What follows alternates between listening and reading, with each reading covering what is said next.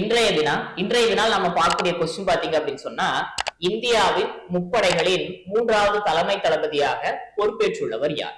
Who has taken charge as the third chief of defense staff of India's armed forces? 4 option கொடுத்திருக்காங்க. முதல் option பாருங்க Anil Kochhar, second option Anil Chouhan, 3வது option பாத்தீங்கன்னு சொன்னா சமீர் காமத், 4வது ஆப்ஷன் பாத்தீங்கன்னு சொன்னா ராஜா சுப்ரம். சரிங்களா? இதுல கரெக்டான ஆன்சர் என்ன அப்படின்னு சொன்னா ஆப்ஷன் டி ராஜா சுப்ரமணி. சரிங்களா? ராஜா சுப்ரமணி தான் இதுல கரெக்டான ஆன்சர். அதாவது இதுக்கு முன்னால யார் இந்த பொறுப்புல இருந்திருப்பாங்க அப்படின்னு சொன்னா அனில் சௌகான் இருந்திருப்பார். சரிங்களா? அதாவது இந்தியாவில முப்படைகளுடைய தலைமை தளபதியாக முதல்ல யார் பொறுப்பேற்றாங்க அப்படின்னு சொன்னா பிபின் ராவத் பொறுப்பேற்றிருப்பாரு. பிபின் ராவத் மறைவை தொடர்ந்து பாத்தீங்கன்னு சொன்னா 2வதாக அனில் சௌகான் வந்திருப்பாரு.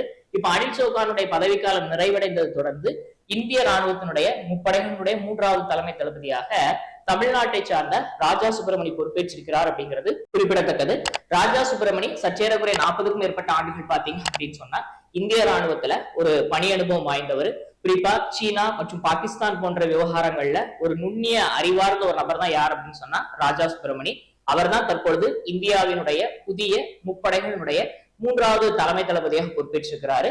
இதுல நமக்கு ஃபர்ஸ்ட் ஆப்ஷன் அனில் கோச்சார் பாத்தீங்கன்னு சொன்னா அனில் கோச்சார் அல்லது அஜய் கோச்சார். இவர் இந்திய கடற்படையினுடைய துணை தளபதியாக என்ன பண்ணியிருக்காரு சொன்னா சமீபத்தில் நியமிக்கப்பட்டிருக்கிறாரு. சமீர் காமத் வந்து பாத்தீங்கன்னு சொன்னா டிஆர்டிஓவினுடைய முன்னாள் தலைவராக இருந்தாரு. சமீபத்துல மே 31ஆம் தேதியோட பதவிக்காலம் நிறைவடைந்திருக்குது அப்படிங்கிறது குறிப்பிடத்தக்கது.